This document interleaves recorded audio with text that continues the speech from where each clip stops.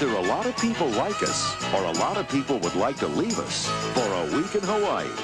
You can have the ordinary French fry straight from the freezer, or you can have the In-N-Out French fry straight from the potato.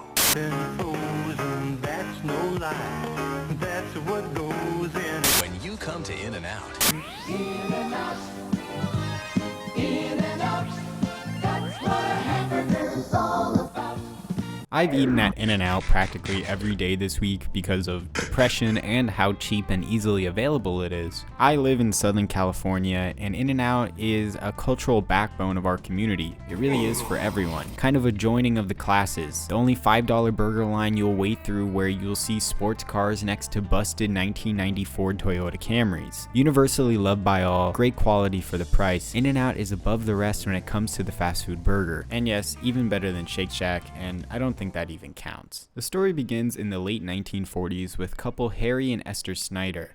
Harry recently finishing his deployment in World War II and was working at a catering company where the two would meet. Esther was managing the catering business at the time, and both of them were living in Seattle, Washington. Harry had big ambitions and was homesick for his hometown, and after falling for Esther, he would ask her to marry him and move back to his hometown of Baldwin Park, California, a suburb near downtown LA. There, Harry would live his longtime dream of creating his own business, and they both opened up their first In-N-Out burger in Baldwin Park in 1948. At the time, burger chains were designed with the fast foods quick service mentality, where costs were being cut by using pre-frozen patties and pre-cut fries. But the Snyders wanted to be different. Instead, they would focus on fast and easy service, but also keep the quality at its all-time highest. Every patty is made from fresh beef, the veggies are fresh and crisp, the potatoes are consistently being cut in the restaurant for fries, and shakes are always made with real ice cream. They would also innovate the fast food industry as a whole with the drive-through two-way intercom to make orders faster. With car culture in America and especially Southern California at the time, this made In-N-Out quickly very popular and a staple of the Southern California landscape. As a native of SoCal, whenever I come back from a trip or whenever I'm away from home, the thing that always makes me feel like I'm actually back at home is getting In-N-Out. The secret that makes In-N-Out so high quality and the way they're able to keep prices down is similar to Arizona, letting the word of mouth be your only source of marketing. I don't ever see an ad for In-N-Out, and every single one has a line down the block. Quality and price speak for themselves and keep people coming back for more. This makes it so easy that they can afford to keep up the quality and the price even in today's economy. Fun little side detail about the creation of In-N-Out is the cross palm trees. They're usually at most In-N-Out locations, and there's actually an origin to that. Apparently, Harry was a fan of the film Mad World, where the characters in the film search for a treasure under a palm trees that form a W. I think this got botched in the landscaping process, or they just liked the X and they stuck with it with the company ever since. The company was run by the Snyders until Harry's passing from lung cancer in 1974. Due to the popularity, the company expanded a bit within the decades, and a total of 18 locations were being built across California. But because of their strict rules about quality, they didn't want to expand as much as they could. Something that still happens to this day with the company, as it really only has locations in SoCal, Arizona, Utah, and Texas. It wasn't until Harry's passing that they passed the company down to his then 24-year-old son Rich, who took the reins of the company and expanded it to over 90 more restaurants, expanding the company while staying true to the wishes of his parents, quality above all else. When interviewed and asked about if he wanted to turn it into the next McDonald's and do whatever is necessary to grow the company into a national brand, he said that it would be like prostituting his parents. He said, quote,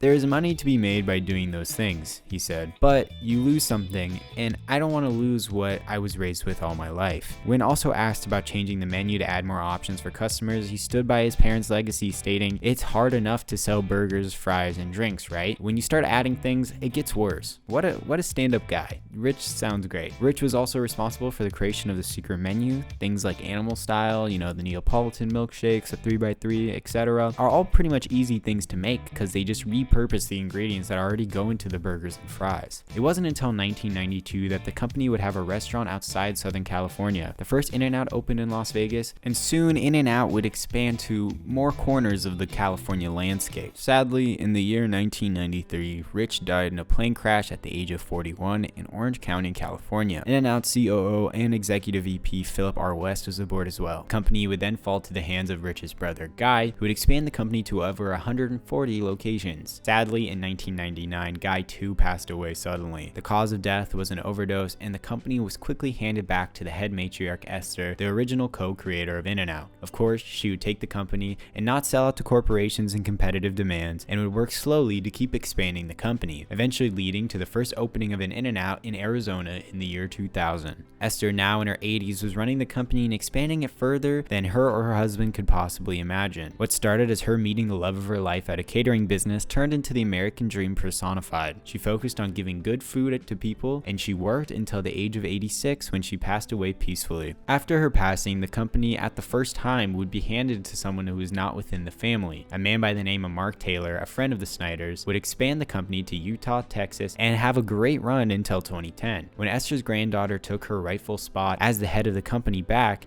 to this day she carries on her family's legacy, and still, even in this economy, when McDonald's is charging you $5 for what used to be $1, In-N-Out is still the cheapest and best meal in the game. Not to mention, employees at In-N-Out get paid far better than most fast food employees. Unlike McDonald's, who made their first automated restaurant with no workers at all, because, you know, people were asking for fair pay. But that's beside the point and maybe a topic for another video. But in short, In-N-Out is a staple of California in the fast food industry, doing stuff most companies wouldn't dare. Throughout their history, they focused on what is best for the customer, and that has given them respect and love from fans around the world. I don't know, guys, I love In-N-Out. I thought I just wanted to make this video. I was literally sitting in the drive-thru lane and being like, I don't really know much about In-N-Out, and I thought it'd be interesting to make this video. Tell me, guys, if you guys like this below. If you guys want more videos like this, the Baja Blast video you guys seem to like, so maybe I'll keep doing more videos around, you know, big fast food companies and stuff like that. I do think these are very fun. Hope you guys liked this week's video. Please subscribe, like, and comment below what's your In-N-Out order. I would like to know. I'm always bad at doing these outros. I take them way too long, but that's okay because, you know, peace. Gas, gas, gas, gas.